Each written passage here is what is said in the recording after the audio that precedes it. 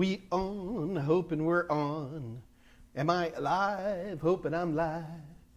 I feel alive. I feel alive. Yay! Hey, everybody, can you hear me? Somebody's type in something and say, hey, Mike. Hey, hello, everybody. This is Mike Meyers on his Monday, Wednesday at 2 o'clock Central Daylight Time. Ask Mike anything. Yeah, I've been gone for 4 weeks, but I'm back. So I hope everybody missed me terribly and that you're just can't wait to see me again, because I definitely can't wait to see you guys. We hear you. Andre, Tolawood, LBOE, Greg Davis. Look at Brendan S. All the old gang are still here for some reason. The checks are coming. Don't worry, kids. Oh, LBOE, I've probably gained back a few of the pounds. Napa, drinking wine. Reno, won a lot of money in Reno, man, like crazy money. I love playing craps. And yeah, we made out really well, like ridiculous. No sound on the right side. Okay. I'm actually paranoid to even touch anything at this point, guys. I just don't want to break anything. Just double check a couple of settings here.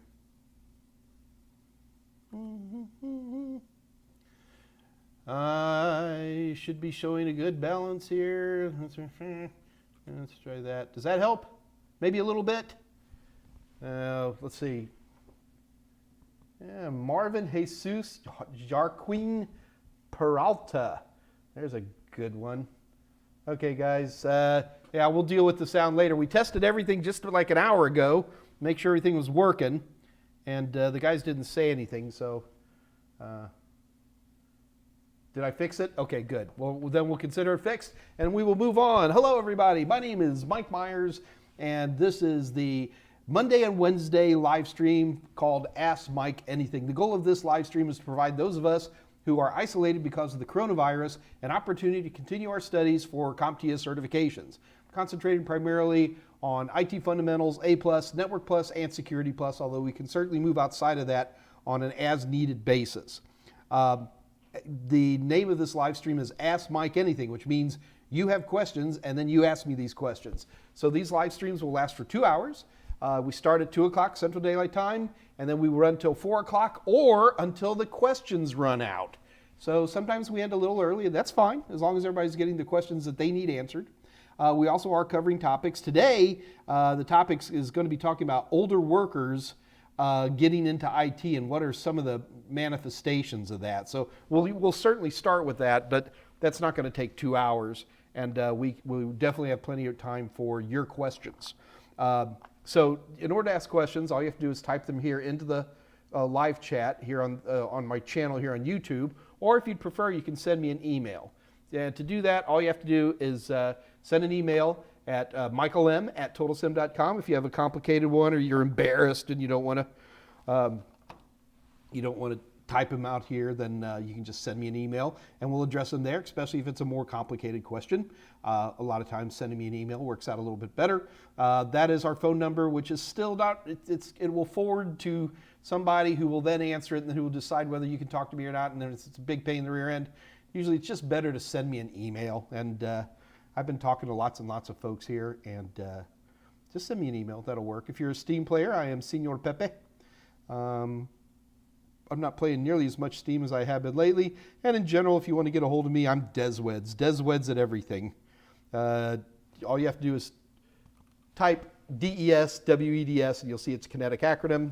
I've been using it now for 25 years, and it works. So if it's Desweds at, guess what my Twitter account is? You can pretty much figure it all out. A little sip of my coffee. Wow. Alice is here. Cindy Anstry, that is a new name to me. Alice, good to see you. Who else? Nigel. Oh, yeah, there's Nigel. Cool. Andre, good, good, good. All right, man. So we got a good old group here. Tolowit. All right. How was my vacation? It was fun. I had a good time. I left Texas in August because it's so brutally hot here in Texas. And I was like, well, I'll go way up northern United States. You can't get into Canada right now. They don't want us Americans in there. Yeah. But I got to Washington State, which is like the Seattle area, and it was well into the 90s. There was a big heat wave. So I basically took the Texas heat up to the north with me. And then, of course, we have these wildfires in California. And that was something to see. Literally, the wildfires were jumping over the interstates at different points. We had to do some crazy driving to get around some of the fires. Yeah. But other than that, it was good. Got to go to Yellowstone, all these classic American national parks that I've never been to. So that was kind of fun. I enjoyed myself very, very much. Right. So it was good. All right, so let's see what we have. LBOE, I got 12 questions in the chamber. All right. That's fine. Let's go ahead and LBOE, we're going to talk for a minute about, really, I call it ageism, although that kind of sets some people off when I use that term. But then, yeah, be ready for that. We'll definitely talk about that stuff for you. I'm looking for some certain names here. I've actually had a number of people ask about this exact topic, and we've touched on it slightly, but today's goal is to have a permanently Mike speaking ex cathedra on this particular topic. Then we have it stored in the library so that people can talk about that. So, all right. Well, anyway, with that attitude in mind, let's go ahead and dive in and talk about what is it like to be an older tech in a younger world. Now, you got to be careful here because there's a lot of things that come into play here. First of all, everything I'm about to tell you is my opinion, okay? And if I get, YouTube or McGraw-Hill or CompTIA or anybody else mad, or even Total Seminars mad, I'm sorry, but these are my opinions based on 30 years in this industry, more than 30 years. And it's not pretty. I'm going to tell you right now. Ageism is a big issue in tech, and it always has been. I mean, it just happens. You try to be a writer on television and be over the age of 35, it's almost impossible. So ageism does exist, and I'm not going to sit here and say we're going to fight the power or anything like that, but I am going to talk about really the big problem that we run into with older techs coming into IT new, okay? Older techs who've been in IT for a while, they have a lot of problems too, which I don't really want to cover that one today. What we're really going to be talking about is older people, and when I say older, I'm not even going to put an age on that. Over 40, probably over 30. But it is a big issue. And so let's go ahead and talk a little bit about why this happens. And again, this is Mike's opinion. Ageism does exist in IT. And the older you get, a lot of times it's harder to get a job. Can't fight that absolute reality. I am not here with facts to put in front of you or statistics or percentages because it's my opinion, so I can say anything I want. The main reason that, there's a lot of reasons, one of the big reasons that companies tend to like to hire very young technicians is, in my opinion, is that they can push them around. Young technicians tend to work for very low pay. Young technicians usually don't talk about how many hours they're going to be working. Young technicians don't realize they can negotiate for vacation time and stuff like that. And it tends to be easier for companies in general to hire younger technicians as opposed to older ones. So it's really not because of a person's age per se that we have the biggest problem. The problem we have is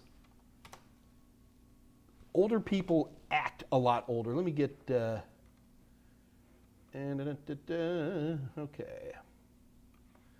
Sorry, I'm trying to communicate with Scott Jernigan through the back channels.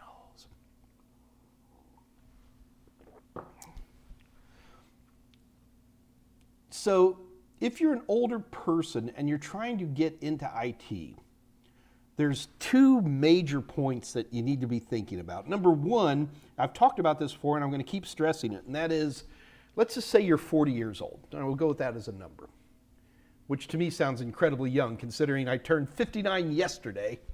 God, I got to warn you guys, man, when you turn 59, you're not going to think you're 59. Your body may go, you're 59, but your brain, I still think I'm about 22 years old in my brain.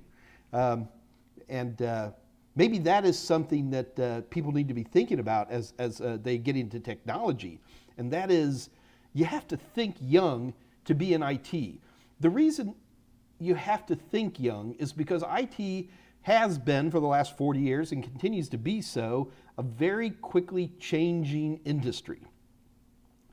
And you can be a good plumber and not grab all the latest technologies and still be a pretty good plumber. You can't be a good IT person without staying up on the latest technologies. You just can't. And I used to know a guy who was really good at Lotus 123, the spreadsheet. And he could make Lotus 123 spreadsheet just do anything, And even by the time everybody was moving to Microsoft Office and everybody's using Excel, he's like, Lotus 123. Everything else is junk. And that's one of the first big old people things that I always worry about. And that is, if you're failing to at least investigate, play with, and then you can reject newer technologies, that's great. But to be this person who just goes, Lotus 123 is the only thing I'll ever need, and refuses to even look at Excel, that is a big sign of an older person. And that's the kind of thing that's going to show up in a technical interview. When I talk about ageism, I don't think that human resource departments and hiring managers really have a problem with age per se. It's the actions that we as older people do that drive them nuts. Now, if you're an older tech and you're coming into an interview, there's certain things you really want to avoid. Boy, and anytime I talk about old technology, that's a big one. In fact, whenever I talk about old technology, I make myself use an old man voice because I want to remind myself that I'm boring everybody. Config.sys and EMM386 and stuff like that, which is, really, may have been something cool 25 years ago, is ridiculous now.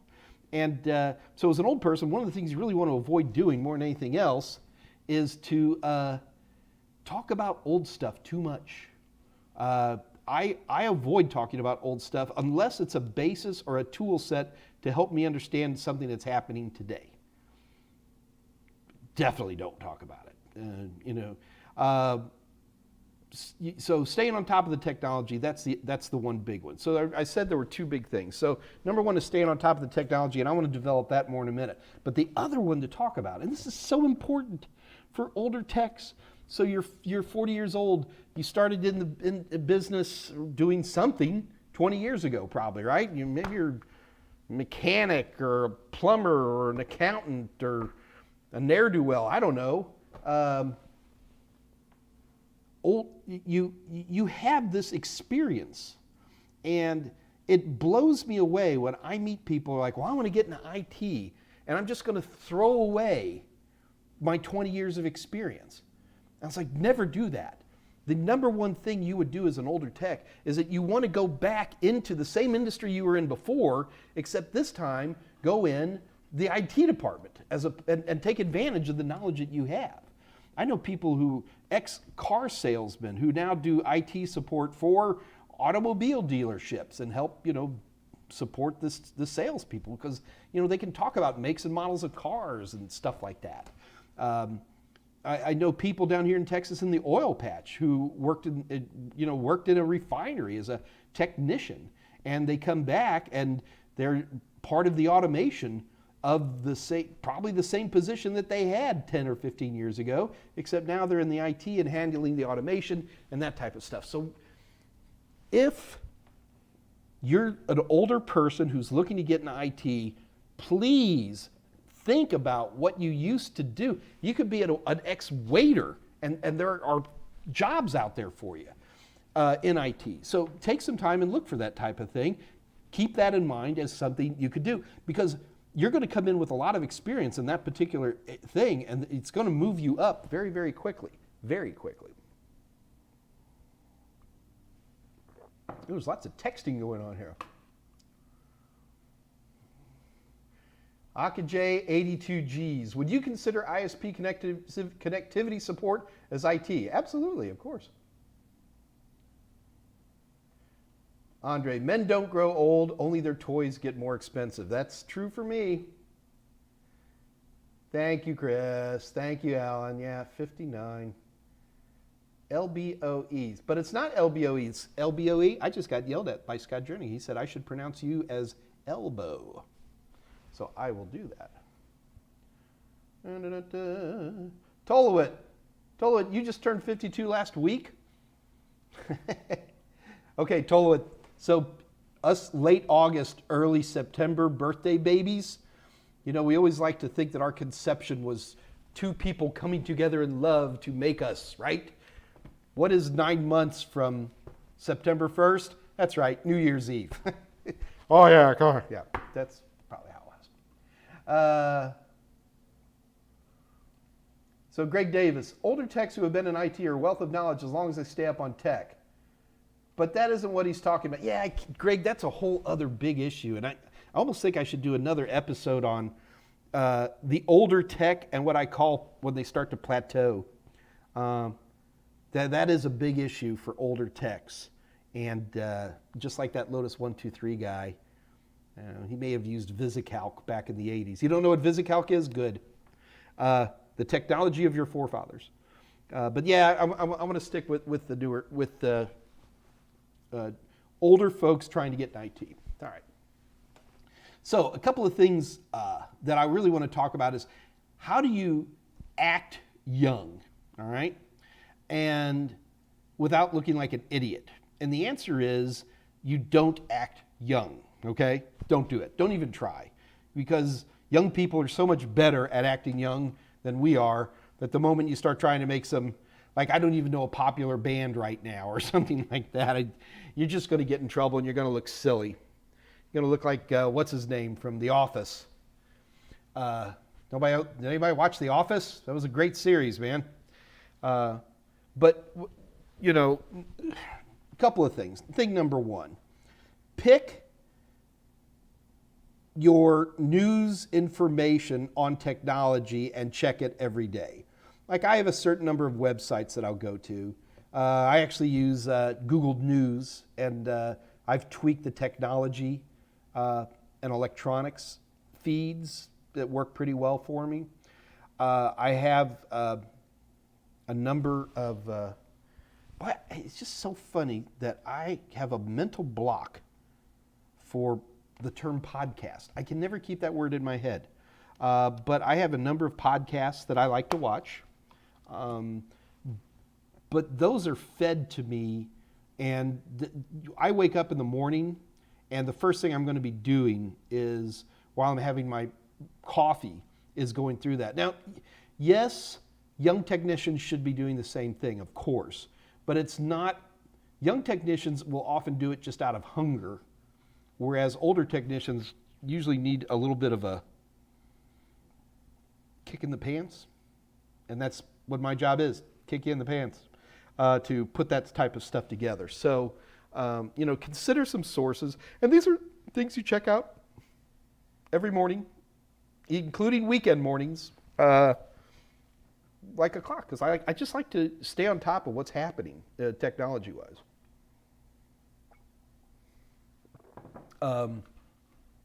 That's the first thing.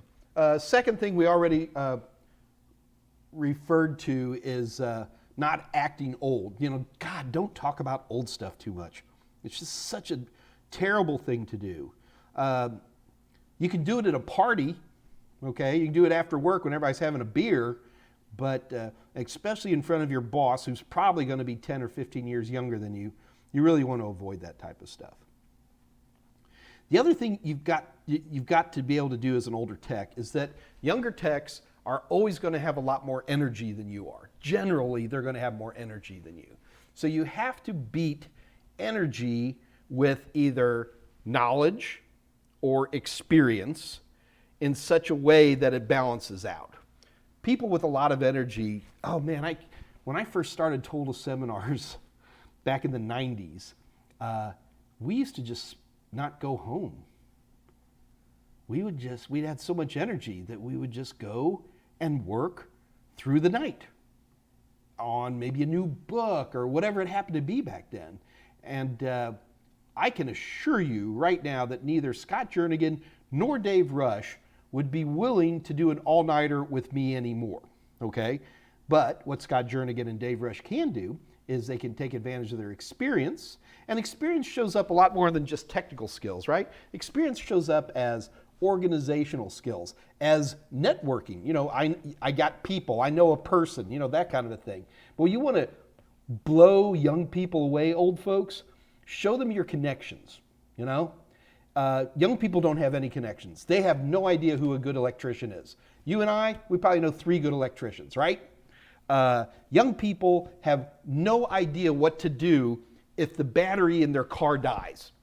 You and I, because of our experience, know how to deal with that stuff. And that's where the old tech, you start hearing the word mentor, really comes into play. It's not because, I mean, yeah, we have knowledge, but it's really our connections that really pay for themselves in a big way. And the one thing that young people never have compared to us old geezers is our connections more than anything else.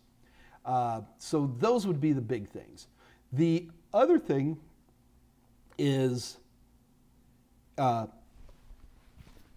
beat their energy, use your experience. Oh, yeah. So the other thing you got to keep in mind is that you don't want to advertise your age, okay? I'm not going to say lie. Don't lie. You don't need to lie, all right? But when I say don't advertise your age, like for example, on your resumes, don't do anything that's more than, say, maybe 10 years ago, unless it's really, really relevant. You know, keep that stuff very tight and more recent. When you're talking about your skills, I don't want to hear that you're good at DOS, okay? Use better phrases. Say command line. I don't care that you know how to use PCI bus as opposed to PCIe, you know? Just say, you know, modern buses. Avoid old technologies that don't really come into play anymore. I don't care about your netware skills. Nobody cares about netware skills anymore. Sorry, I know there's probably 3 people out there who still run netware someplace. But you want to avoid looking old on your resume by just being careful about stuff like that. The other thing is that make your age a value proposition. When I say make your age a value proposition, there are certain things that older techs can offer that younger techs can't. Now you got to be very careful because there are very strict laws about these things. So, you know, you can't sit there and say things like, the probability of me getting married and moving away from you is really, really small, all right? But say, you know, but you can't say that stuff. In most countries that's illegal. But what you can say are things like, you know, I really enjoy the area here, and you know, this is a comfortable place, and you know, I'm looking forward to being here for a while. Little phrases like that make human resource departments very, very happy in their souls. But again, you know, there is legalities involved with a lot of these things. You're established. You have a car. Do you know how hard it is for a lot of young techs to have a dependable car? You'd be shocked how many job openings appear simply because you say, I have a dependable car. You know, it's amazing. Having the flexibility to be able to do things like say, yeah, I'm available. I can work some Saturdays, you know. Is weekend work a part of this job? Is this something I should be looking at and being prepared for? Little phrases like that. And you know, being easygoing and comfortable and showing maturity. because it's nice to hang out with grown-ups. You guys would be shocked how much of my training time is buried with teaching young techs how to do things like maintain eye contact, how to shake a hand, how to make a resume. And when you come in as an older person and you're making good eye contact and smiling and you're upbeat and you're settled and you're connected and you're motivated for the job and all that stuff, suddenly your bald head or your wrinkles suddenly become very, very unimportant overall. And the whole concept of ageism, in my personal experience, completely disappears. So that is something to keep in mind. The other thing to keep in mind with technology is it is so easy today, in my opinion, to open up your own shingle and to start doing computer repair or network support. And I think, like here in Houston, Texas, anybody who would put an ad in Craigslist advertising, $60 flat rate network connectivity support would probably get 10 phone calls a day. Now, how many of those turn into jobs, I'm not too sure. But there is the one place where being older really pays off, because it's just like, you get in an airliner and you don't want your pilot to look like the pilot's 22 years old, right? I want my pilot to have a little gray on the sides there, and big old watch and South Carolina accent and that kind of thing. And that's where it can really pay off, is to show that kind of, you look respectable and that kind of thing. So the bottom line is that if you think that you're being judged or turned down because of your age, A, you might be. I mean, it's kind of hard to beat that. But B, don't make a big deal out of it. You're just going to run into some people who have a problem with it. I mean, for example, we have a lot of people out there who have a real problem with obesity. Old chubby Mike here, I can't tell you how many doors have been slammed in my face because I'm fat. Yeah, it's just how it is. I know. And people smile and they're all nice and, they say some pretty horrible things when your back's turned to them. And you're going to have the same thing with people who some people just don't like old people and just move on. There's, everybody's like, oh, I'm a victim and I want to call the government for help. Nah, just move on. There's plenty of people who want to have you. All right. You want our pilot to look like Dave Rush. All right. Okay, we got lots of stuff in here. 30 is the new 20. I don't believe any of that stuff. Just looking for questions. All right. I'm always aware, elbow. I'm always aware of the grumblers, I call them. Haven't come in contact with a lot. Pretty apparent when I do. Mumbling under the breath about how things, yeah, you got to avoid that. Cindy Anstey. Cindy, are you one of the gals from Washington I was talking to last week during my vacation? There were two ladies from Washington, and I just got buried because I was on vacation, and I wasn't able to respond back to you guys. So, Cindy, are you one of those gals? I don't remember your names. I'm so sorry. No, anyway, I was listening to a podcast today that talked about UX design and how in the interview process, the passion for outweighs just wanting a job. Yeah, passion's a big deal, but that's not really an age thing. Cindy, to me, that's, I don't care if you're a plumber. People should have passion for what they're doing. I have never been a person who just took a job because I needed a job. And maybe I'm lucky, maybe I'm a weird one, but I've always been the person who did what I wanted to do. I'm still that way. And this is a blast. I love talking to you guys. I like thinking that I'm helping. But I would agree. But I would just say that transcends ageism or anything else. To me, passion gets everybody excited. You should see all the wine I bought in Napa. And that's mainly because I got hit with wine salespeople who are very passionate. Oh, Mr. Ruby. Okay, Mr. Ruby. And yes, I got your email. I did. Is there a set list of ports and numbers we need to know for the Security Plus exam? I thought I saw a list somewhere, but I cannot find it. Thanks. I never built a single list.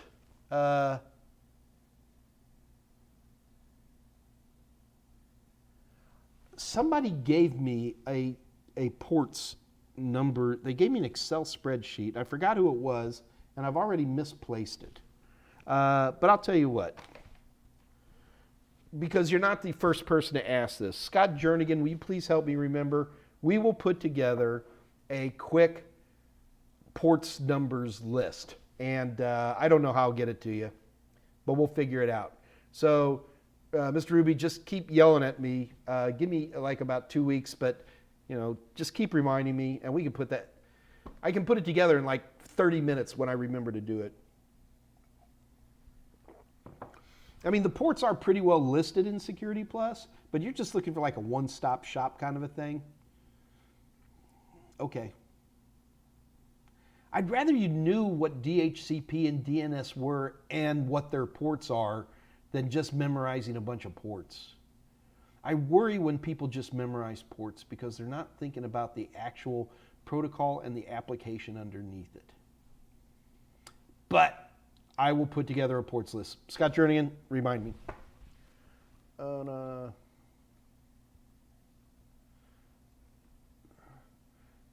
Choco Taco. Oh, give us some credit, Mike. We know how to jump a battery and get over to an auto zone. God, Choco, maybe you. I threw a party here at my house a few years ago, and it was just an artist I really, really liked. And I've got one of these little courtyards. I don't even have a backyard. I just got a little courtyard, maybe 25 by 20 feet, okay? And because the party was going to go into the evening, I wanted to put a light in the back, in the courtyard. And I have this old pole with a plastic globe on it, but I had to wire it up just so I could run a light bulb. So I ran down to the hardware store and I got some Romex and I got a power plug and all this stuff. And there's these young guys, 18, 19-year-old guys, and they thought I was like Mr. Wizard, man, because I'm hooking up 40 feet of Romex and putting a plug in it so I can plug it in and put a light bulb in the other end. And they're just like, wow, where do you get this knowledge? It's like, yeah, I thought everybody knew how to do that. Yes, but Choco Taco, there's lots of young, I am always in danger when I generalize. I am extremely pro young folks. I love your all's energy. It's always exciting to have you guys around. Yeah, you bump your heads a lot, but I think that any organization is in trouble if it doesn't have young, energetic, ambitious, passionate people. So in no way am I going to, back in my day, no, I'm not going to do that.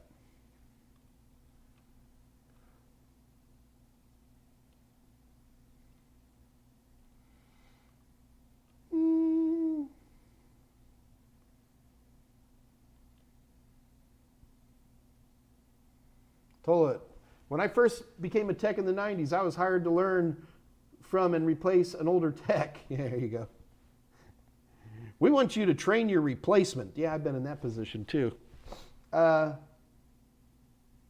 He was good crotchety. Yeah, told it because he was about to lose his job.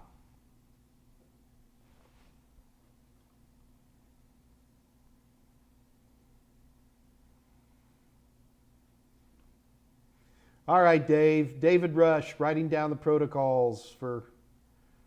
Yeah, Dave, we still need to make a list, and like put it in Excel or something that's easy. Patricia Grace, I don't have experience and consider an offering to work for less than. Oh no, that's a terrible idea, Patricia. Why would you do that? I mean, Patricia, do you consider yourself an older worker? I mean, there's a little tiny picture. You look quite young to me. No. You never negotiate down. Trust me. I mean, if you want to do experience on the cheap, then consider volunteering. Charitable organizations, religious organizations, schools in the United States, public schools, are always looking for people to help for free. And that is good work, and you can certainly put that on your CV. But yeah, don't negotiate for a lower price.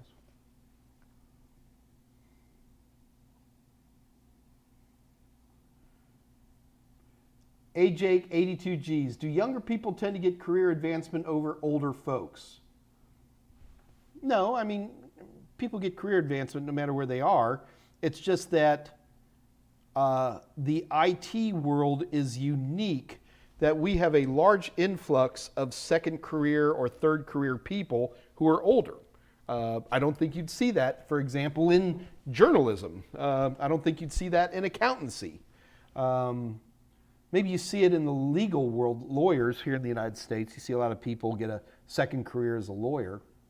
And because of that, unlike many other industries where it's mainly young people at the bottom, in the IT world in general, we get a mix of young people and older people. Once you're in and you show some ambition and some amount of passion and some amount of skill, the upward progression doesn't even look at age.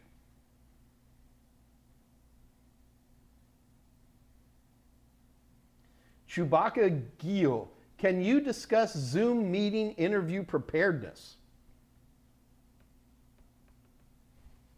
No, I don't know.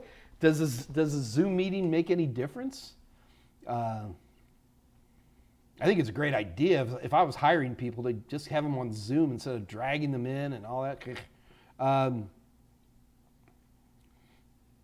It wouldn't change anything. Make sure your background doesn't have anything weird in it. Show up on time, brush your teeth, comb your hair, maintain eye contact. Show interest in the company, be prepared, know what the company is, know what they do, how many employees, how long have they been in business, where are their locations, and then you can ask them. So, so many companies will ask the interviewer, where do you see yourself in 5 years? I love to see people I'm interviewing who say, so where do you think Total Seminars is going to be in 5 years? And how can I be a part of that? Woo, boy. In fact, just write that one down. Just write that one down. That's such a great line to use in a company. So where do you see company X in 5 years, and how can I be a part of that? Oh boy, man, you're going to remember, in an interview, whoever talks the most tends to lose. So that'll get them talking.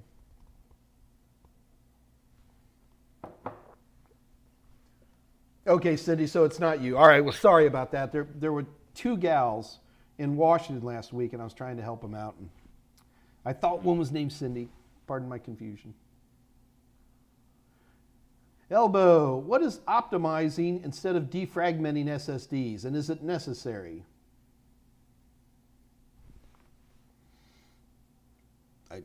I would consider them to be the same term. There is a small argument for defragmentation on SSDs. It's not a big one. It has to do with SSD pages. If you own Windows, it's done automatically for you. There's nothing to be done. Yeah, the whole idea of defragmentation is kind of faded out. Mainly not because defragmentation barely exists in the SSD world. There's still plenty of rotational media drives out there. But to me, they're the same thing.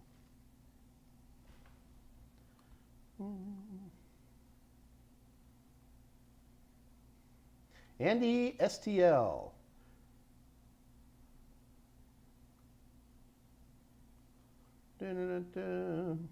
Trim them. Thank you, Tolowit. Trim. That's the right word. I'd forgotten. Matt H. Hello, Mike. How's this going? Doing okay, Matt H. All right. Oh, God. Yeah, Tolowit. I don't even remember. It's called trim. I'd have to look it up. I don't do anything. If on a Windows system in particular, it's all handled automatically through the defragmenter, and there's nothing to be done. This is just one thing you can not worry about anymore. Okay. Now we're only 40 minutes in, and the questions have died down. Wow. Okay. This can be okay. So one of the things that I do want to mention, number one, is just because you guys are nice enough to show up, Make sure you guys are aware that we have, let's see what we got off. What's the deal this week?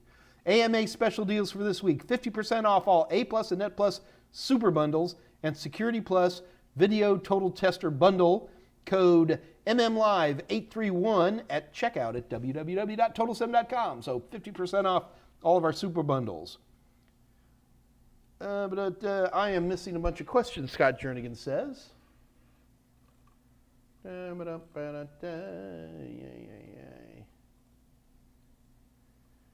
all the way back up to happy birthday, Mike. Oh, here's something from Ada. Ada Royd Compton? Specifically, there is a question in one of your books. Janet, blah, blah, suddenly discovers she can delete the entire company database. Which form of user account control has been violated?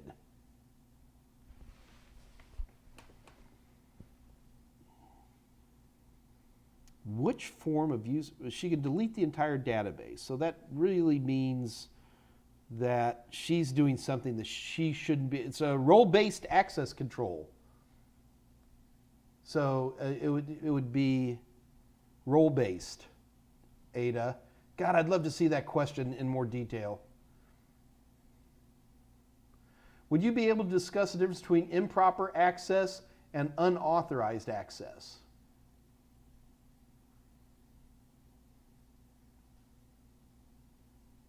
Ada, I wouldn't consider them to be a different thing. I get in trouble because I'm like, what did I write 3 years ago that I'm not remembering that Ada's calling me out on? It's like, I don't remember. Ada,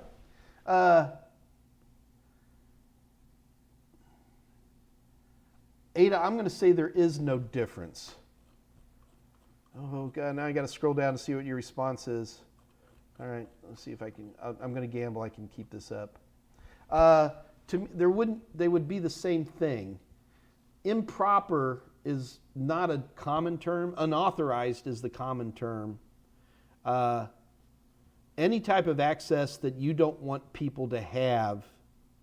Oh, okay, wait a minute. So there is a situation where improper access, that would be, okay, improper access in this thing, and this really isn't how Security Plus would look at it. Security Plus would talk about unauthorized access.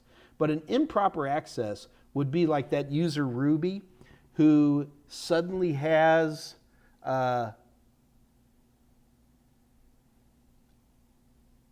somebody gave Ruby intentionally, someone authorized that access to Ruby to be able to have full control over that database. So it's not unauthorized. That unauthorized, Scott, the question is sending me.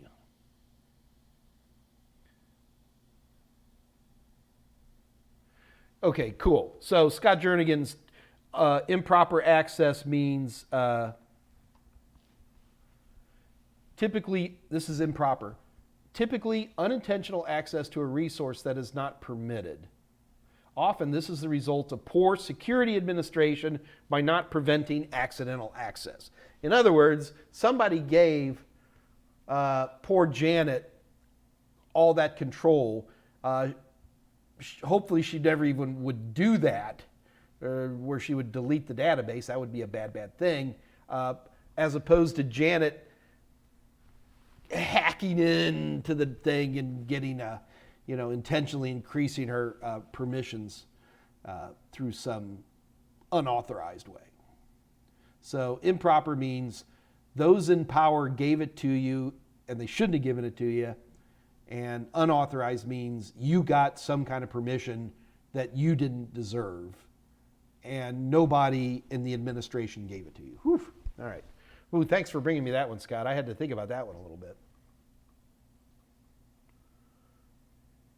DC, when should we expect Linux Plus Total Seminars courses?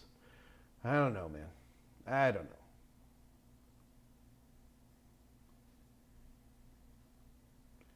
Chewbacca Gee. Wow, how appropriate. I know this is from earlier on.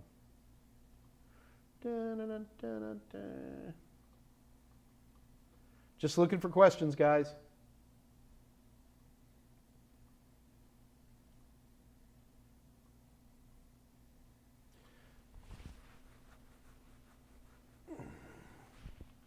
Okay, hang on. Furican. I haven't seen you for a while.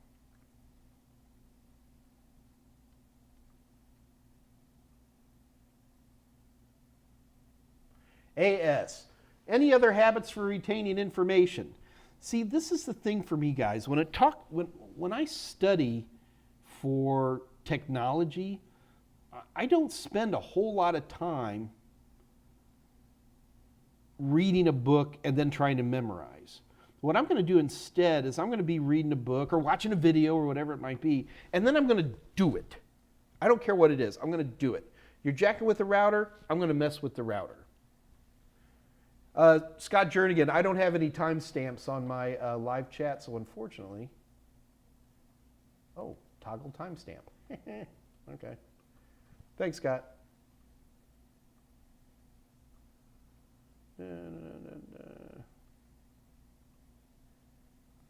Andrew Hutz, you are fine at 30. Oh my God, Scott Jernigan, I put in the timestamps on the chat and I've lost track of where all the questions are.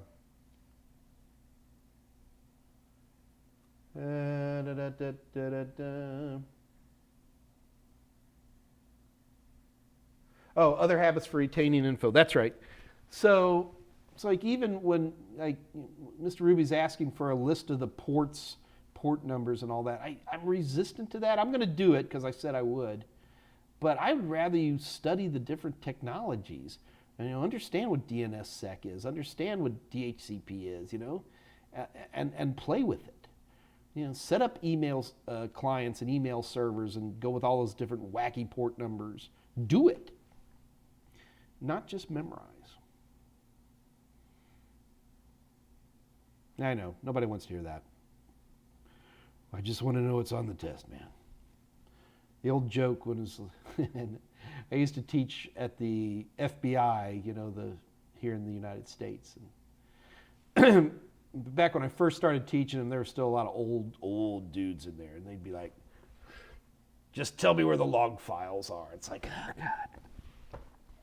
Very frustrating. Alex Pazzi, the function of a VPN concentrator. Okay, well, a lot of people, when they're like here at Total Seminars,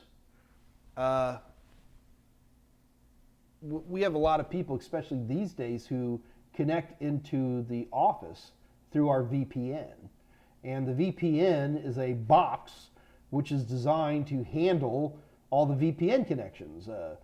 Authorization, it can store certificates, passwords, usernames, it can control all that stuff, so you're not leaning on some poor server or some little router that needs to be routing.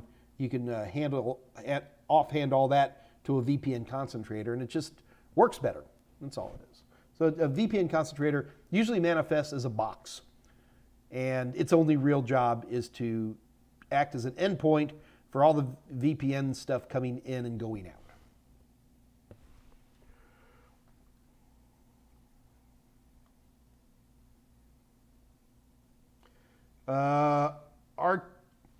Artenesto. Do you think the same thing happens in cybersecurity kind of jobs? Yes, it does.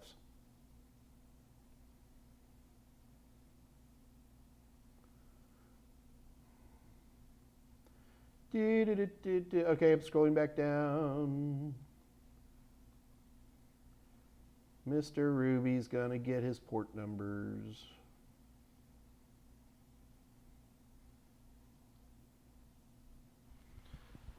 Jump down to 234.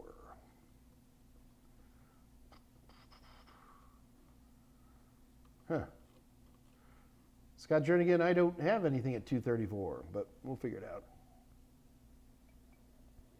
Yeah, the last question I have is from Tolawut. At elbow, welcome. My answer was kind of sparse, so I hope Mike elaborates. That's literally the last one I got.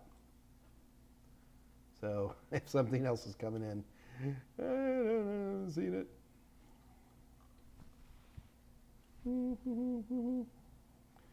Hey, somebody type something in the live chat. Seriously, like right now, just type anything in. Type in hello or something. Because my chat has not updated since 2:33.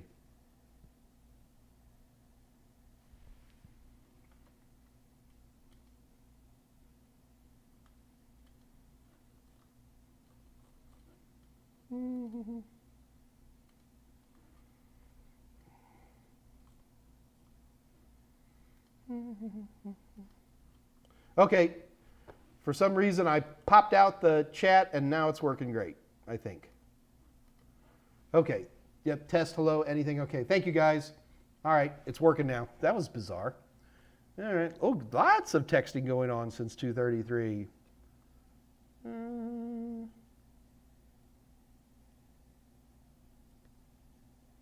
Matt H. Hi, Mike. Do you have an opinion on what defines first line level, second line, third, etc., required to know knowledge-wise? Not sure what you mean by that, Matt. I'm sorry, brother. Try again. Andrew Hutz. Mike, are you excited about the RTX GPUs? Not really. They're potentially... I never get excited about the latest, greatest video cards because they just... You know, we'll see what happens. Urban Mercado, do you have any suggestions, insight for an older female worker with a large employment gap entering IT as a second career? No, not necessarily. Urban, there's not a lot of fear on having those types of gaps, especially if you're looking for more entry-level work. The IT world is used to seeing older workers, second career, third career type people. It's really not a big problem. Don't lie. Again, looking for volunteer or charitable IT support work is always a good idea. But, you know, it's not that big of a deal.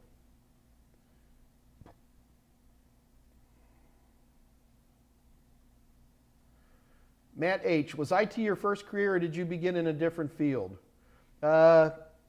IT was my first career, but I got into the financial markets. I was Gordon Gekko. I had greased back hair and suspenders and Armani suits, and I lived in New York City. But even there, I was incorporating IT. So this was the 1980s. I was one of the first people to ever have a computer, not a mainframe, a PC on my desk. Everybody thought that was bizarre. I was hooked to...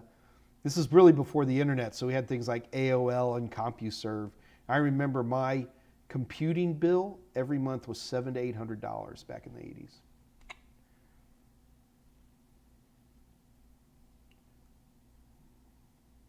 Cindy Anstey.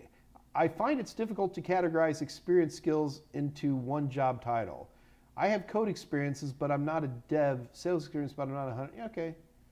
Yeah, well, actually, Cindy, there's lots of spaces for jack of all trades. We have a lot of that here at Total Seminars.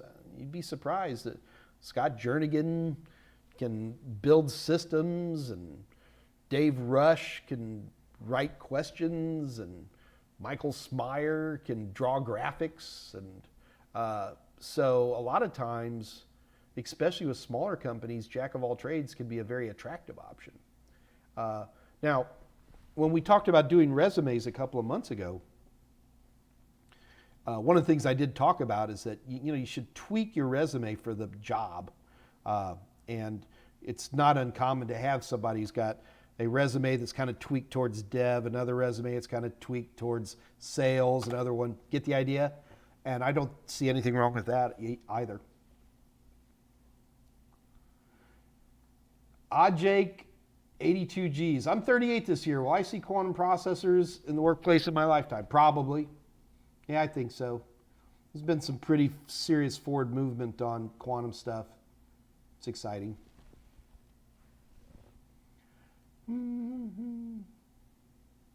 AS. How to study for A+. Are objectives lists good? Yeah, I mean... Yeah, AS, I'm assuming you're new because you're going to hear a speech a lot of you other guys have already heard. To study for any certification, not just A+, any certification, in my opinion, you need three things. You need a book, you need videos, and you need practice questions. Those are the three things that together will allow you to pass just about any certification. Well, Mike, I don't want to have a book. Okay, I'm Mike Meyers. I've been doing this 30 years. I think you need a book. So if you want to say, I don't want a book, well, okay, now you're not doing what I just said. Or Mike, I don't want to do videos. Okay, whatever. I'm telling you, those 3 things get people to pass any certification. Okay? And then from there, I wouldn't use objectives. Use good training materials that organize this stuff for you.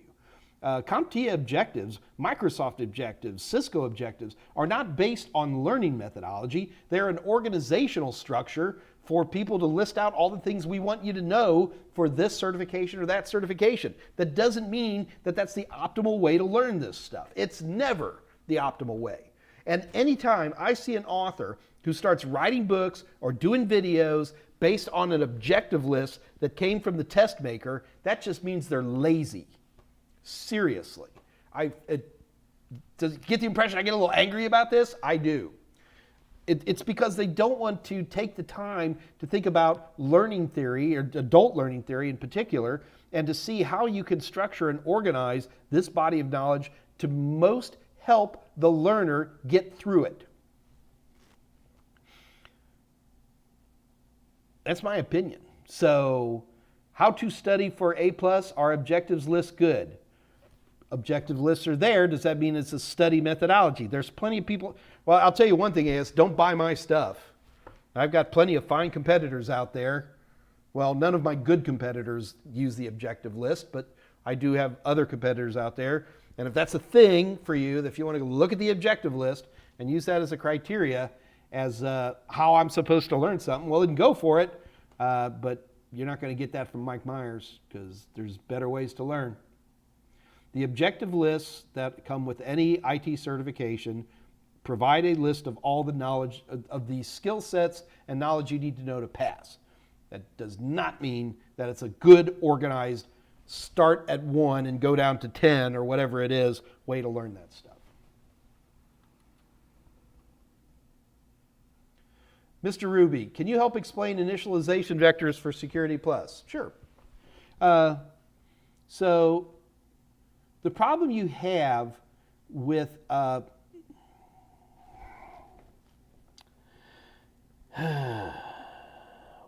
one moment, please. RC. Streaming encryptions, like RC4. There we go. When you have a streaming encryption as opposed to a batch encryption, you remember, like things like AES are batch encryptions. That means they take 64 bits at a time and stir it up, right? Streaming encryptions, and really the only one that has any popularity anymore, is called RC4, and even that one's kind of fading these days. Literally encrypt 1 bit at a time. Now you go, well, Mike, how can you encrypt 1 bit at a time? Well, you can easily encrypt 1 bit at a time. But you need other bits in front of it to help determine what this next bit is. So an initialization vector is like if you're making sausages, you know, you have to get a little starter in there to get the process going. So the initialization vector is a starter that allows you to allow a streaming encryption to work. What else would you like to know? The problem with initialization vectors, especially like, for example, in wireless with WEP. WEP used a RC4 streaming encryption. The problem with WEP is that the initialization vector was, first of all, it was a lot shorter than everyone thought it was. It had extra padding in there that wasn't used. And then secondly, the initialization vector was very predictable. So in essence, if you can predict what the initialization vector is, by the time it runs through the algorithm and comes out, even if it's only doing 1 bit at a time, you will know what that bit's going to be. And that's what made it a WEP so easily crackable. There's nothing wrong with initialization vectors. In fact, anytime that you have a streaming encryption, you will have an initialization vector. The trick is to make it complicated. And so that's what an initialization vector is. Andre Burroughs, going for 1001 Friday morning. Good luck, man.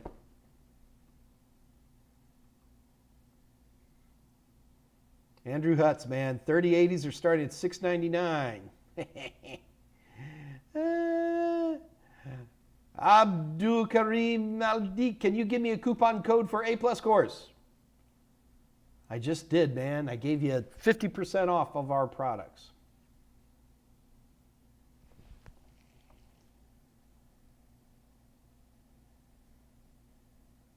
Ada, oh good. Ada, I know that you're like, this came from earlier. That's the question in your book. I'm not arguing that point. I write gazillions of thousands of words. I don't remember every little tiny thing. Sorry about that. That's why Scott Jernigan, hopefully we got that fixed. Yeah, I know we're backing up 10 minutes here.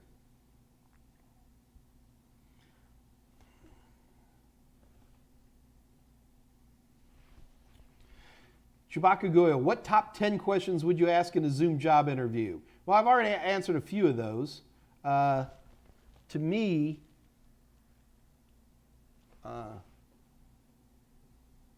top 10 questions. I'd start off with an easy one. Tell me about the job. Tell me about the job. Tell me about the job. What's the culture like? And a lot of times people don't like to answer the word culture or else the interviewer will start using a bunch of, we allow people their appetite. Hey, don't say that. Are you guys more laid back? I mean, what's if I came up? Oh, here's a good question. You ready? If I came up with a really good idea that could make our company a lot of money, who would I ask? Who would I talk to that about? And see how quickly they say your immediate supervisor, because sometimes they say different stuff.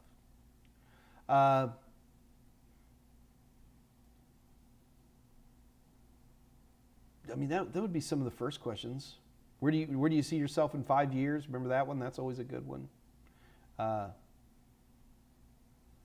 The other questions would probably have to do with the technology and the product itself.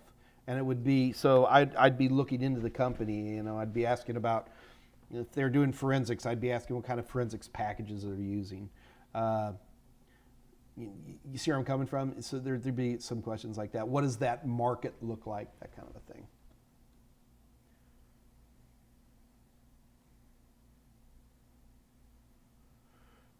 Cindy, why would my Wi-Fi spike if I'm on a VPN with 2 Chrome browsers and Excel open?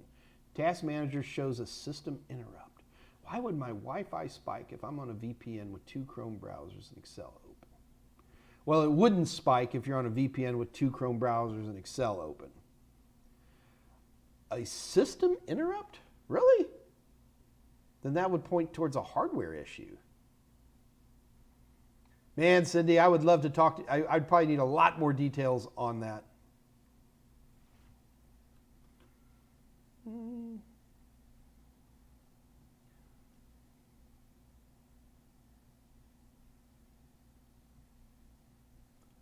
Just reading here.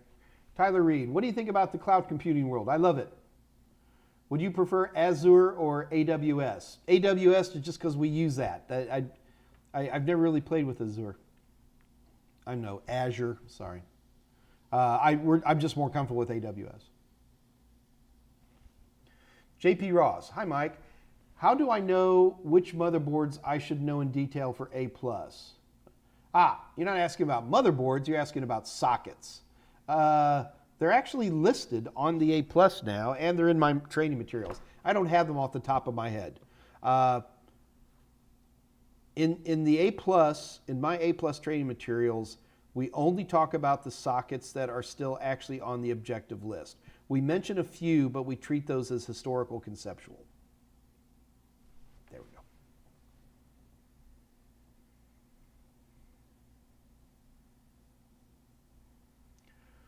Elbow, I'm helping a friend with a build, and the CPU he's planning on getting is an AMD Pinnacle Ridge architecture. The motherboard support says, we don't suggest updating BIOS if using Pinnacle Ridge. Wow. I don't know. Anybody got some ideas on that one? That's something I'm going to have to do some research on.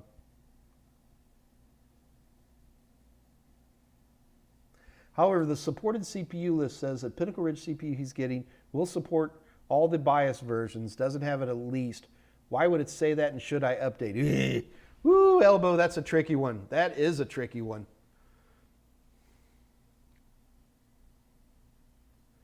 Because I have run into some scary stuff on upgrades like that where you just turn the entire motherboard into a brick.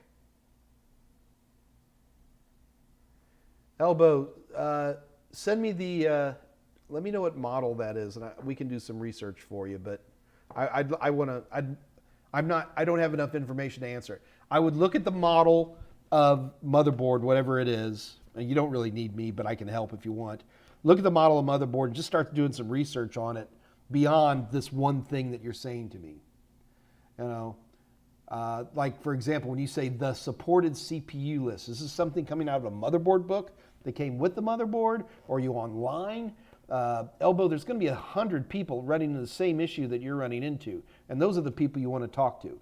I would probably look at the make and model of motherboard. I would go to that motherboard manufacturer's site and hope that it's not one of these weird Taiwanese or Chinese ones that are hard to get any answers to, and then see what people are doing.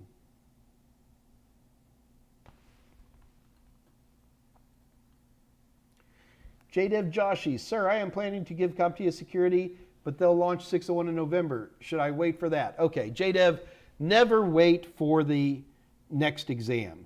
You got to keep in mind, those of us who write training materials, we don't know anything more about what's on those exams than you do. All we get are the objectives, just like you guys get. Now, I've been doing this for a long time, and I can get some pretty good ideas, and I can make a phone call or two, but they're not going to give me any insight or anything like that. So once an exam is out and people start getting more comfortable with it, videos can be adjusted, practice questions can be added or subtracted. You can't do much with books because books are physical things, but you always want to take the older exam. You are pretty much never going to find anybody out there who's going to go, oh, so what version of Security Plus did you take? Nobody cares. Nobody cares. So, especially when 601 first comes out, I got to tell you, for 3 to 4, maybe even 5 months, the fail rate is extremely high as the training materials are trying to figure out what CompTIA wants.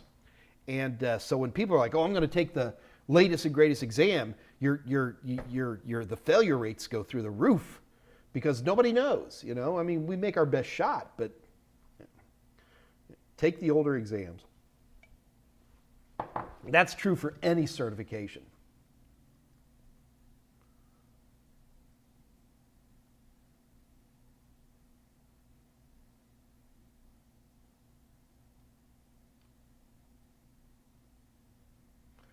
AS, how do we create a safe sandbox home? Environment for testing using SBC. There is no such thing as a safe sandbox home. So AS, I'm assuming, well, I'll tell you one thing is that in general, if you're doing sandboxes, you're probably talking about using virtual machines to do just about everything. So the easy one is, my easy answer for you is to just virtualize everything. When in doubt, put it in a VM. Furican, how is MPLS used in the real world? I have a hard time understanding it. So do I. MPLS is actually starting to fade out these days. I mean, it's still there. God, what is replacing MPLS these days? Where's Michael Smyer when I need him?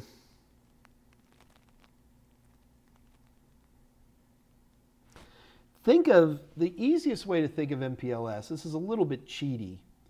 Is imagine a VLAN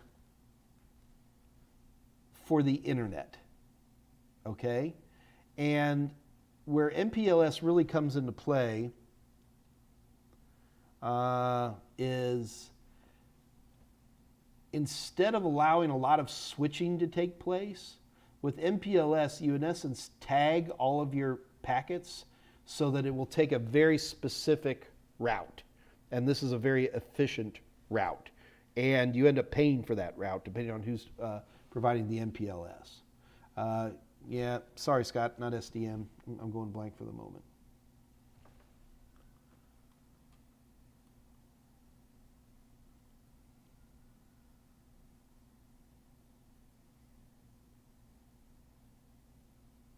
Andrew G., I'm 35.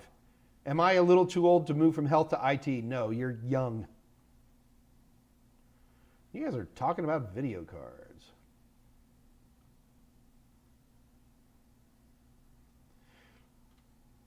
So how to create a sandbox home environment. AS, I guess you'd have to ask me, what are you trying to sandbox? Are you experimenting with different kinds of DHCP servers, and you want to isolate a network in a sandbox so you're not affecting your major network? You're gonna have to tell me what you're trying to do, all right? Because just sandbox, I guess I could cheat and say, okay, build a bunch of Linux VMs, put them all behind the same natted 10.0.3.3 network, and you're fine. Put anything you want in there. But I think you're asking me more than that. Matt H., what is your view on AD365 sync? I don't even know what that is. I don't know. AD365. Oh, Active Directory synchronization. Sure. I lost you guys. Hang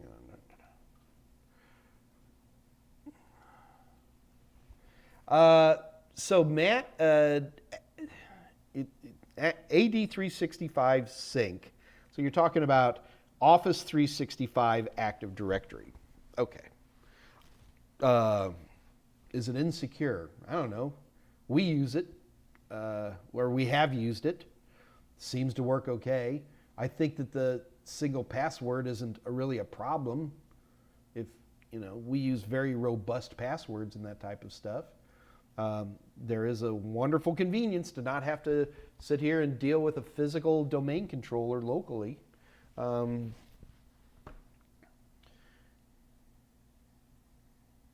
I don't feel that it's insecure.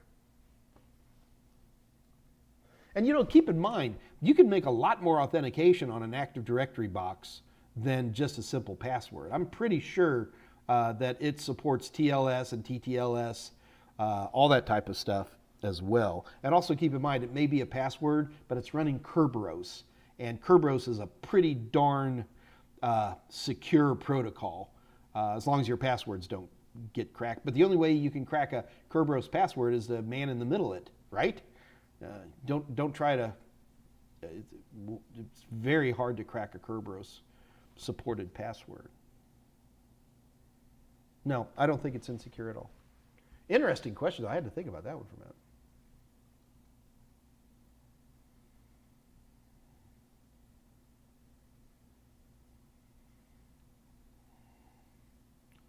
You guys are still talking about those graphics cards.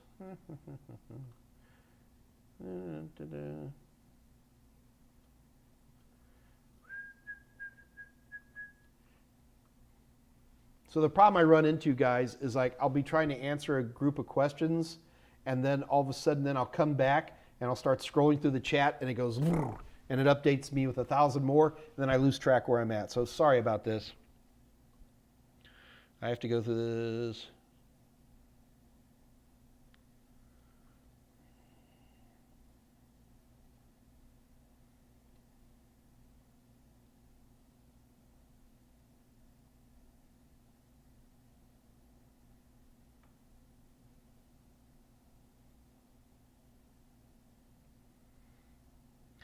Okay, I think I'm back. Brian Bukama. God, I'm only 20 minutes behind here. How in depth should I be able to describe cryptographic systems for the Security Plus exam and also for potential interviews? For potential interviews for cybersecurity roles, that's going to depend on the job you're asking for. And some of them are, most of them, no one's going to sit here and say, how many rotations do you go through for AES? 16, but I don't think anybody's going to. Is that 16? I don't remember. But how in depth should I be able to describe cryptographic systems for the Security Plus exam? Well, my answer for that's real simple. If I talk about it in my Security Plus training, then that's how deep you need to talk about it.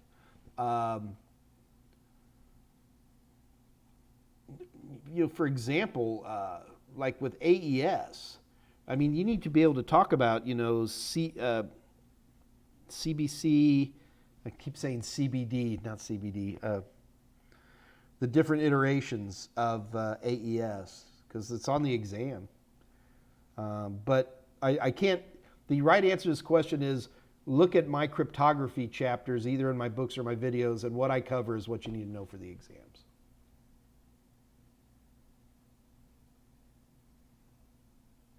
Marco.io. Hi, Mike. Quick question. In regards to open source licensing, is paywalled source code still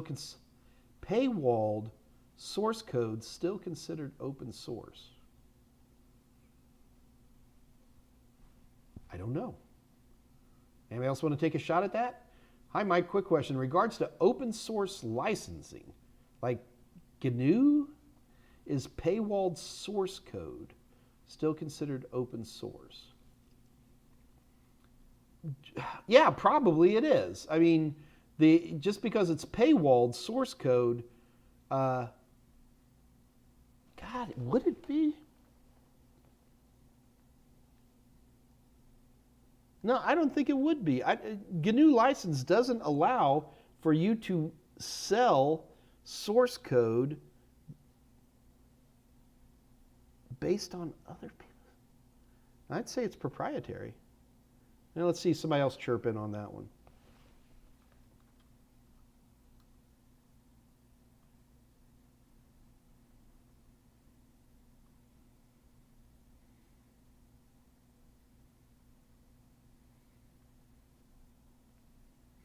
Andrew G.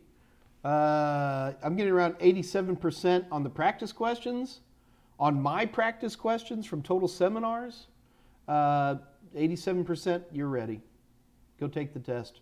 You'll knock it out of the park.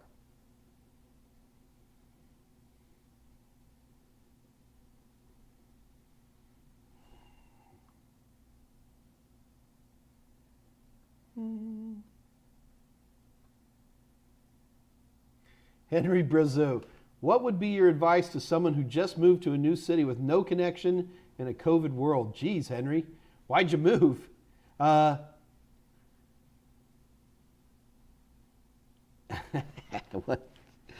don't know what to tell you, man. It's a tough place to be. Henry, you looking for a job? Or, what's happening here? There's a lot of people hiring in IT right now. A lot of people hiring in IT. And a lot of these jobs are remote jobs.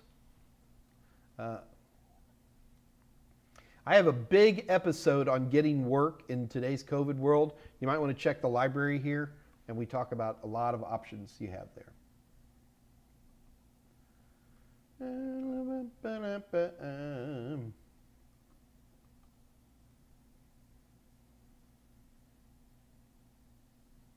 Matt H., I passed 1001 in July. Am I right in thinking I have 12 months from that date to get 1002? I don't remember what the time period is. Matt, just get on it. Why? Just get to work. Get cracking. Who cares? Well, you have 12 months, or just do it. I don't remember, to be honest with you, how long it is. I thought you had a pretty long time, though. Wallet H. Dear Mike, I know A+ would be a great start for beginners in IT than networking. The question is, would recommend Cisco or Network Plus? Well, I think Network Plus is an amazing certification, but I always tell people Network Plus is the most important certification you'll never need.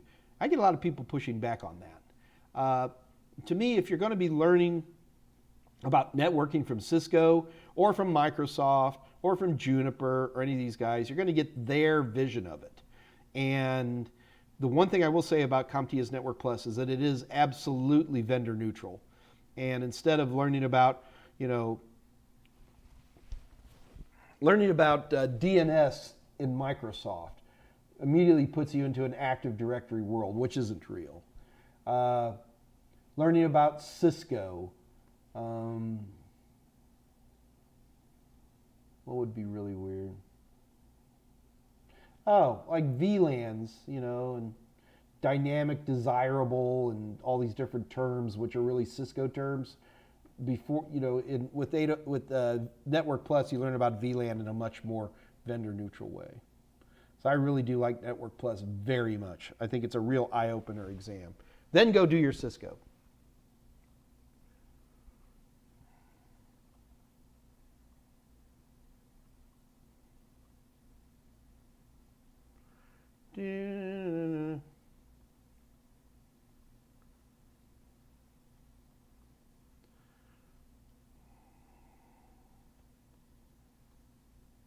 Oh, we're back to the LBOEs thing.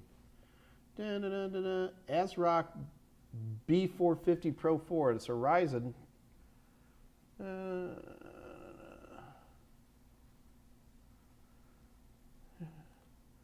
do a little quick research.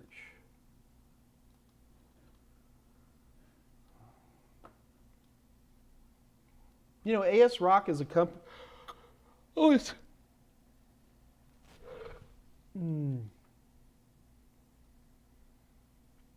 It's a nice board. B450 is a. Yeah, it is. Okay. Just doing a little research here on that B450 Pro. I'm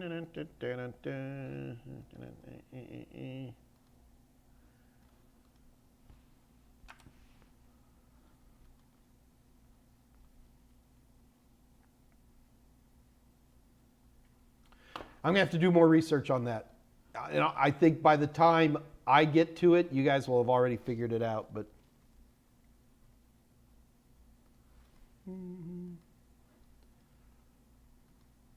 I'm going to have to dig through all the support forums, and that's going to just take me a while. Lou H. What are the best CompTIA certs to become a software developer? None of them. Don't take any CompTIA certs. If you want to become a programmer, you probably ought to consider a 4-year college degree and becoming a computer science major. That's probably the best route to go. I wouldn't do any CompTIA certs.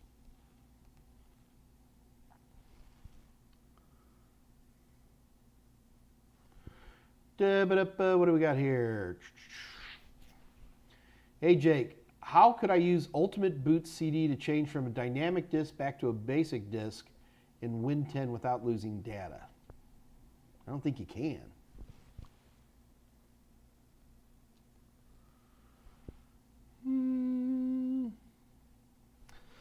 There is a tool to do this. It's not a Microsoft tool.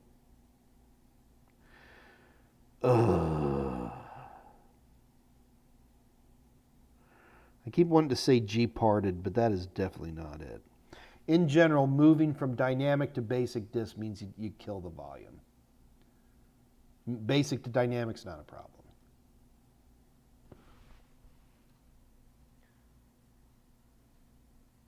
Let's play it safe and say there is no way to do it.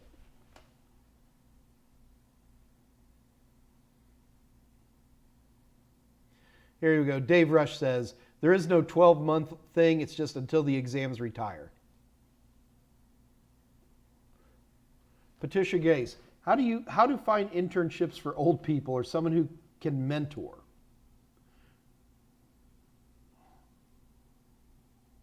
So Patricia, are you looking for a job for yourself or someone who can mentor? That was my reason by offering to work low wage on the job. Patricia, there's such a demand for techs these days that the need to go for even an internship is probably not necessary. Patricia, do me a favor. I'm going to show, here's my contact information again. I want you to talk to me a little bit about your situation. Send me an email, develop this a little bit, and we can talk a little bit more. I'm nervous that you might be having some conceptions that are inaccurate, but I also, Patricia, think you're in a very unique situation based on the questions you're asking, but we're going to need a little one-on-one time here to figure it out. So send me a little, send me an email, all right? And we can talk about this, just you and me. Royce Needlef. Hi, Mike. Room question. Anyone can answer. Anyone know where I can purchase one stick of 32 RBG? What? RBG 3600? What is an RBG 3600? Am I supposed to know what that is?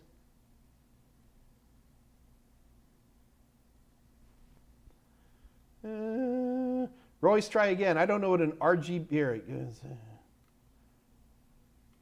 32 gig internal memory. I'm just going to do a quick search. What does RBG stand for? Oh, RGB, Dirk.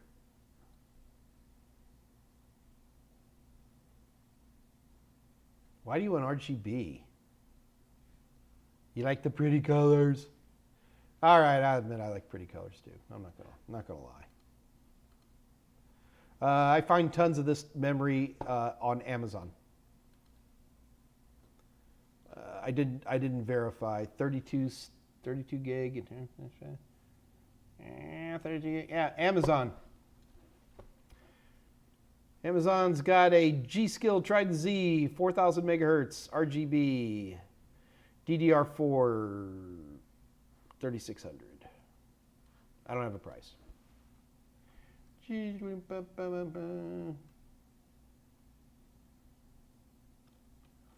Oh, here it comes again. Royce, a question for you, Mike. Does the testing material for the Security Plus certification, does the material ever change for the test? Yeah. Not much.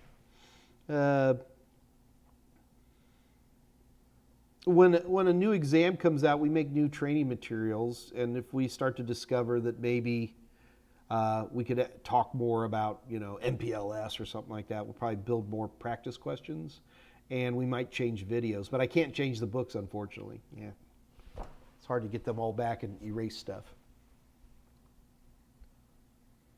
But it's not a lot of change. I mean, in general, I've been working with CompTIA so long that we have a pretty good feel for what they're trying to do. So, just tweaking maybe a new simulation here and there or something like that. The other thing we run into a lot is that people get they're like, oh, like with A+, oh, Mike, there's Windows 7 question. Your practice questions have Windows 7 in it. And here we are in a world of Windows 10. Well, if you read the objectives for the A+, it says Windows 7, Windows 8, Windows 8.1, and Windows 10. And because we have the audacity to not have, at least in some learner's vision, we don't have enough Windows 10 questions, suddenly my questions are bad. Trust me, my questions are really good. It's just that people have a perception of what they want and need, and sometimes we have to add stuff in there just so we smell good to you guys. Seriously.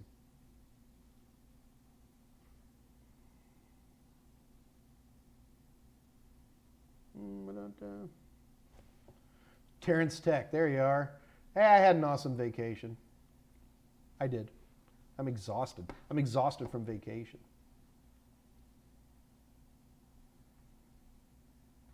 Question, Mike. Which Bluetooth watch would you recommend?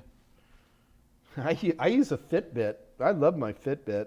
And it doesn't work with all my applications, but it works with enough of them, To me, a watch and a phone are very different animals and should be doing different things. Now, I know the Apple people with their little boop, beep, beep, boops, but that isn't how I look at a watch. A watch should tell me the time. I like a watch that lets me know if I got a phone call coming in, because sometimes my phone is, sitting on the dashboard. GPS functionality, stuff like that. And the Fitbit, which one do I have? I can never remember which one I got. Hold on. I have the Ionic. Fitbit Ionic. IONIC. About $250. I love them. See, look at you guys. You're figuring out that motherboard without me. I knew you'd do that.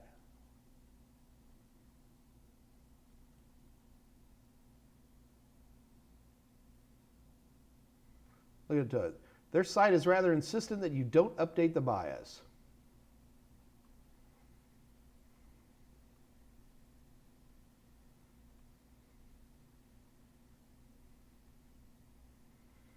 Oh, wise one. Samsung Galaxy Watch 3. There you go.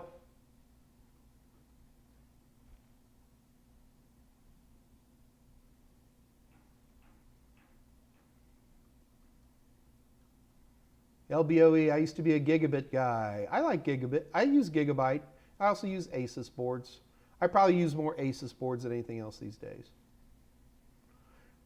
Badria Mohammed, when studying certs for first time, do you recommend self-study or in class? I recommend self-study unless someone else is paying for the class. I don't know. The nice thing about classes is that they tend to be much faster than self-study.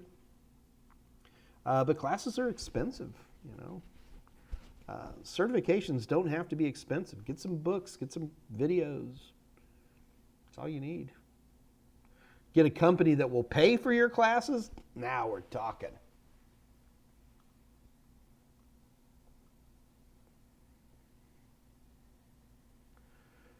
USA Health Insurance Reform. Hey, man, good to see you. Hey, Mike, do you know about the OSCP from Offensive Security, the pen testing? I'm aware of it, but I don't really know any details about it. Sorry, man. Yeah, I would think that probably Security Plus would be all you'd need. But I'm not sure. I looked over that OSCP ages ago, and I haven't looked at it recently, so I'm going to back away.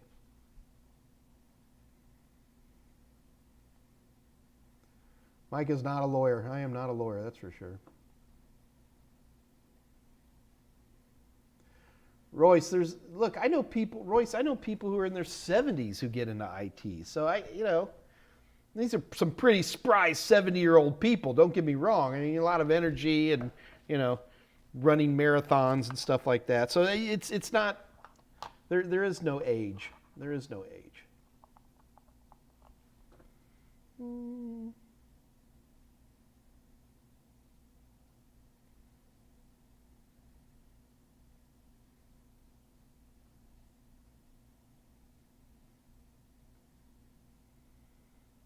Alice, I got to tell you, Dave Rush is a big fan of these pies.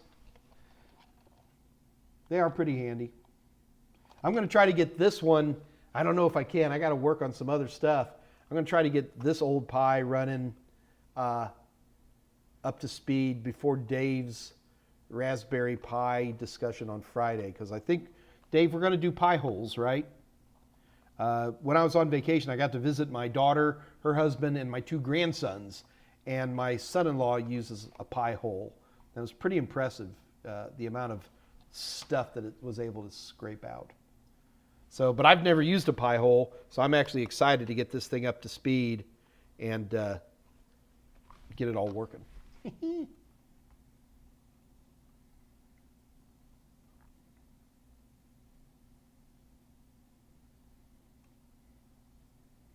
Sorry, Elbow. I know we get a lot of questions in here, some complex ones. Patricia, I already got your email. I can't read it right now while we're in the AMA, but I will read it. But I did just get it. Thank you.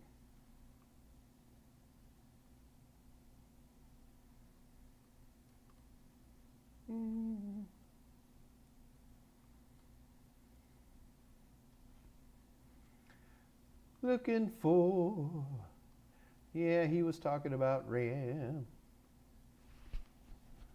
Da-da-da-da-da-da.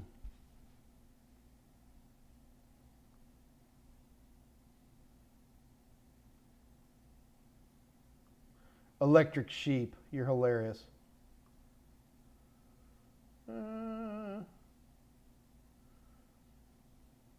Okay. What are the attitudes in IT for older workers, career changers, new to IT with employment gaps?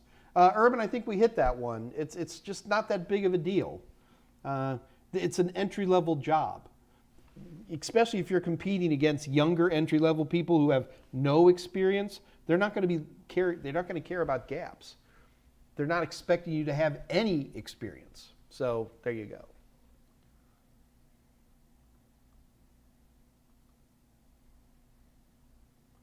Alice, I've burned a lot of motherboards myself.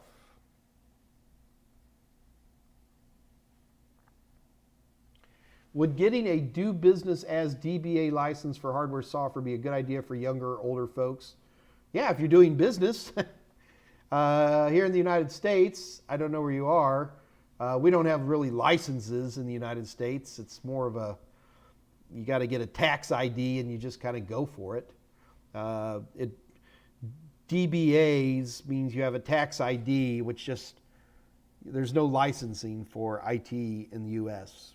Anybody can put an ad in Craigslist and say, I'll fix your computer. So, if you're going to be working on your own, you should have a DBA. Yes.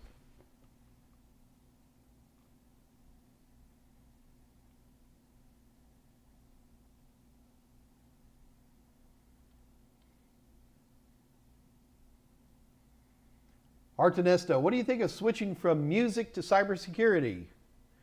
Artenesco, do you like cybersecurity? I mean, if you're trying to get into cybersecurity because you think you'll make money, then that's probably a terrible, terrible, terrible reason to get into it. In all honesty, if you're just looking for something else to make money, become a plumber or an electrician because they make tons of money, especially here in the United States. Can people switch from music to cybersecurity? They do it every day. It's very commonly done. Did I steal this one from Dave? No, I paid for it.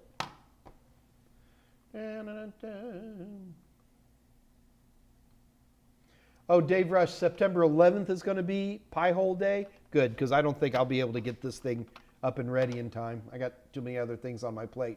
Taking a month off can kind of build your inbox up. You know what I mean, kid? Oh, you didn't send an email? Well, I got an email. Now you're going to make me look, Patricia. I could have swore it was from you. Oh, sorry. It came from Cindy. Oh, this is the... Oh, I see. Okay. No.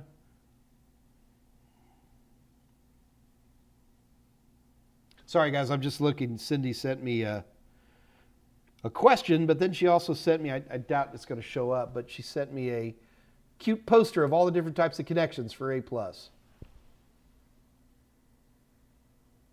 Cool. Thanks, Cindy. I will check out your question.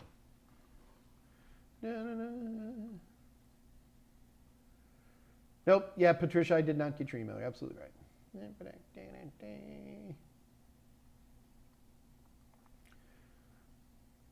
Choo. Anyone can hang a shingle for IT. That is true, Tolowit. Lou H. What is the best CompTIA cert to get to become a software developer? Did I not just do a question like this? Lou, so CompTIA certifications are really more of light blue collar and into security certifications. Software development, which is programming, really isn't covered under the CompTIA umbrella of certifications. So if you're looking for software development, as I had mentioned earlier, you probably want to consider a university degree, which is where almost all of the computer scientists I know come from. Are there blue-collar software developers? Yes, but they're quite rare. But they do exist. The IT industry, the software developing industry, looks towards the university system here in the United States, 4-year bachelor's degrees, as the primary entry-level resource for software developers. So you probably are going to have to look at a 4-year college degree to get you into software development.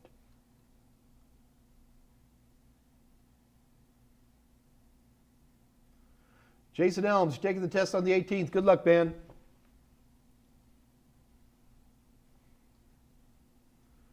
Yes, Artenesto, you can do it. Now, Artenesco, somebody just needs to explain to me what the circle of fifths are, and then I'd be happy. And I've had plenty of people try to explain it to me. My brain doesn't do music very well.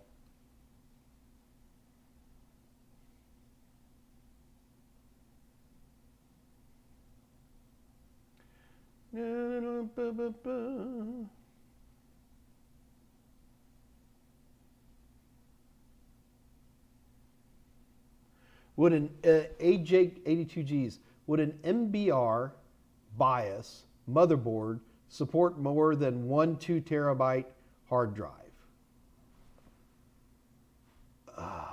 Yes, but not because it's an MBR BIOS motherboard. It's because it has, I don't remember what it's called anymore. I mean, pretty much any motherboard made in the last 5 or 6 years is going to support partitions of more than 2 terabytes. Man, Scott, what was it called? That last big jump. I forgot what it was. It's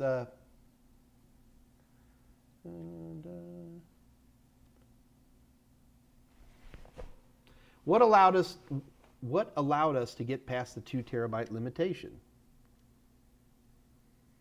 I'm literally waiting for Scott Jernigan to type something in. Help me. Oh, that UEFI? Is that right? Okay, it doesn't matter what it is. Yes. Sure, UEFI. But it's not because it's MBR. It's just because it's you have a UEFI board. No. Yeah, Scott, are you sure? That doesn't sound right to me. Whatever. Elbow. Is there any safety procedures to consider when jumping a motherboard's power connection when building outside the case? Jumping a motherboard's power connection. No. I mean, you don't want to have the motherboard on anything conductive. That would be the only thing that would bother me. And, plugging in a P1 and a P4 power connector, that's not a problem. No metal screwdriver hand. Yeah, I mean, okay, Elbow. Yeah, in general, I don't ever use a screwdriver with a metal handle. I think you'd have a hard time buying a screwdriver. I understand what you're trying to say. But yeah, no, when we taught on-site training for decades, we rarely used a case. We just keep an exposed board. And most of the time what we do is we have the motherboard box and then the piece of foam that came at the bottom of the motherboard and just laid the motherboard right on top, laid it on the box. Worked great. USA Healthcare, what do you mean by blue-collar software developer? Well, when I say that, what I'm talking about is a blue-collar, God, this is no degree. It's hard to find people who are in software development today who do not have a 4-year college degree. It's just not done that much.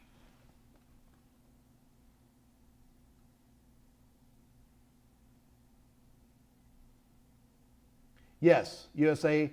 Do you just mean CompTIA is light blue collar and that you don't need to go to college to get it? No, I mean, yeah, light blue collar is like people with 2-year associate's degrees or people with a good experience. Don't have 4-year degrees, but they can still wear a tie to work. Coltrane's Giant Steps. All right, I'm going to look up Coltrane's Giant Steps because Circle of Fifths. If you guys don't know what I'm talking about, Circle of Fifths is understanding how music works. And fine, whatever that is, I've got it. We'll see if it helps.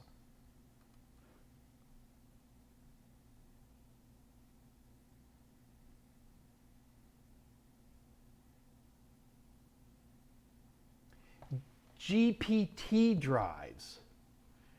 So it's not UEFI does not, GPT does not require UEFI. UEFI requires GPT. Am I a liar? I don't think I am. But that's what pushes you past the 2 terabyte limit. So, you said MBR. Dang.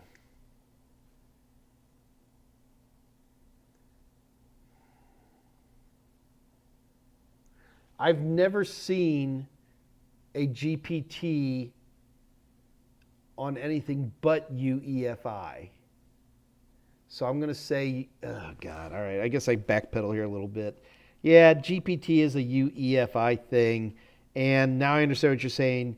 You are going to have a UEFI motherboard and an old, so what you were calling an MBR motherboard is you mean a pre-UEFI before a traditional 16-bit BIOS board, then yes, you're going to have to need a new motherboard.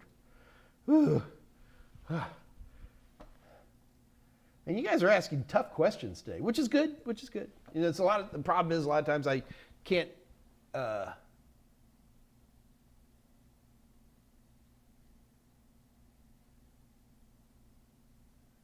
oh. Scott's fixing me on the question about the screwdriver and all that. A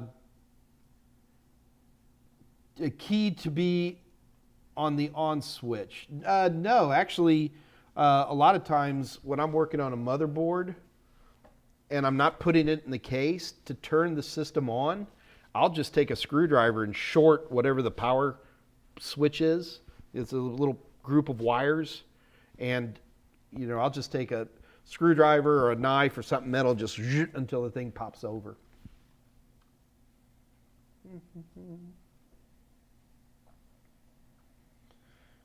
Does Pi support logical volume management LVM version 2? I do not speak Raspberry Pi, so I'm going to have to defer that one to Dave Rush. Dave Rush, you have a question there which you can save for Friday. Yeah,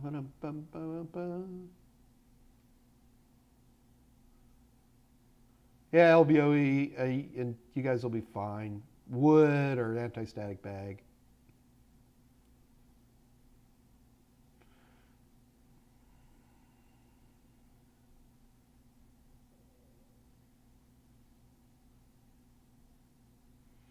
All right, so Greg Davis says that there are still great self-taught developers. So I'll go with Greg Davis on that one. Do I play percussion, Mike? Yes, Artenesto, I play. There's a bodhrán over here. See that bodhrán right there? And over here are djembes and doumbeks. So yes, Artenesco, I play percussion. That makes me a percussionist, not a musician. And I'm a pretty rusty percussionist as well. All right, guys, we only got about 12 minutes left before our day runs out. So I thought it might be have some fun here. And am I any good at it? Andre, a couple of months ago when we first started this, I actually played the drum on. I'm not going to do that today. But let's play a game. Anybody want some free stuff? Geez, what would we like to be free? I'll tell you what. Let's have a competition, or maybe even two if we can squeeze it in. So the goal of this competition is, number one, the winners will get a free book. That'll be our IT Fundamentals, A+, Net+, or Security Plus books. Yeah, I've heard that one, Dave. Now, here's the trick. We can't always get a book to everybody. We had somebody in here last month who was from Palestine, and unfortunately, the nature of things are there. We physically can't get a book to that person. So, but we will try, all right? So if by some chance we can't, then we'll try to give you a credit or something. So as long as you guys understand that I cannot absolutely guarantee that we can get you a book if you live in some far-flung place, but in general, we do a pretty good job with that. Let us now have a little bit of a competition. Free what? Free books. So you get a choice. Yeah, Alice, you're okay. Italy is a problem? Oh, well. Anyway, we only got a few minutes, so let's see if we can at least get one of these out here. All right? So here's how these competition works. I ask you guys a question, and then you type the answer in chat. And the first person who answers my question correctly in the live chat wins. And then I'll give you an email address, and then you'll contact Kathy Yale from our office, and she will get you a book. Sounds good? And if we can't get you a physical book, then we'll get you an ebook. If we can't get you an ebook, we'll get you a credit. If we can't get you a credit, then you live in a scary place and we can't help you. So anyway, Yellowstone. Why is Tola saying Yellowstone? I was in Yellowstone.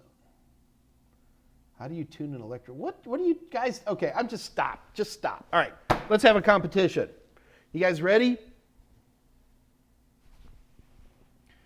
So the first person to type the right answer in chat wins. You ready? So here we go. I was mentioning a streaming encryption, which requires an initialization vector. What was the name of that streaming encryption? First person to type it in. Patricia Grace is the winner with RC4. Patricia Grace, you have won your choice of either A+, Net Plus, or Security Plus book. So congratulations to Patricia Grace. Well done, Patricia. In order to get your book, you have to send an email to kathyy at totalsem.com. Scott Jernigan will type that in the live chat. And we are going to tell Kathy to expect an email from you, and she will arrange. You just tell Kathy which book you want. Say, Dear Kathy, I was in the AMA. I want a book. My name's Patricia Grace. Here's the book I want, and we'll make sure you get it. Make sure to give Kathy a postal address so we can have the book delivered, if at all possible. All right? So which book you going to get? I'm just curious. RC4, elbow. Well done. Well done. You guys want to do it again? We got a little time. We'll squeeze in one more free book for the day. Okay, let's do it again. You guys want to do it again? Choco Taco, he wants to. All right. So Patricia, you won one, so be nice and don't compete again, okay?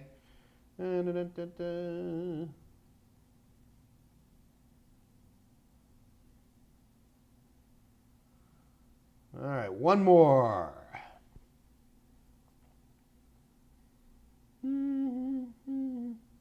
Got to think of a good question. What would be a good question? I mean, guys, I don't have to be fair, right? I mean, I can ask anything I want because I'm Mike Meyers, popular author. I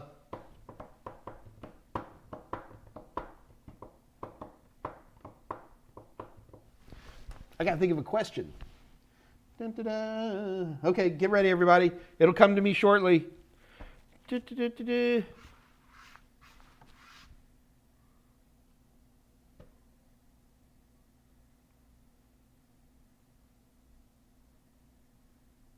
Okay, this one's going to be a little bit subjective, but we're going to go for it. All right, here we go. You ready?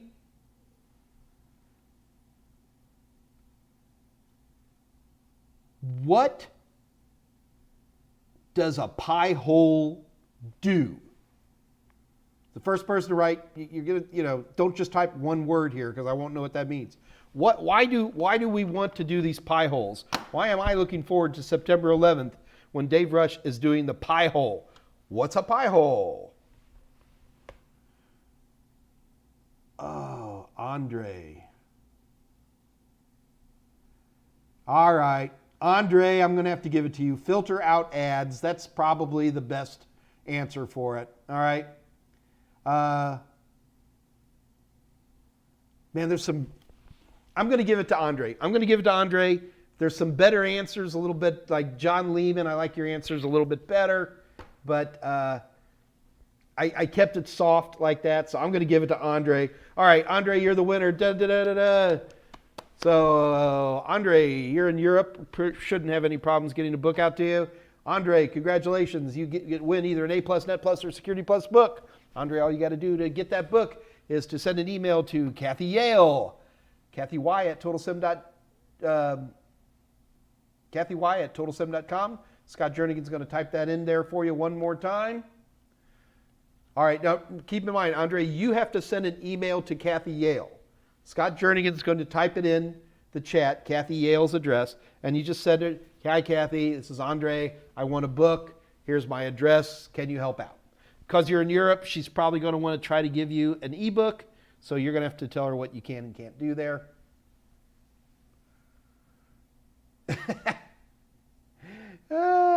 Elbow. Let's do one more. Make the question about Star Wars and tell her what can't participate. No, I think that's good. We gave away 2 books today, so I'm going to be happy with that. So congratulations to Andre and Patricia for winning the books today. I'm going to go ahead and wrap it up.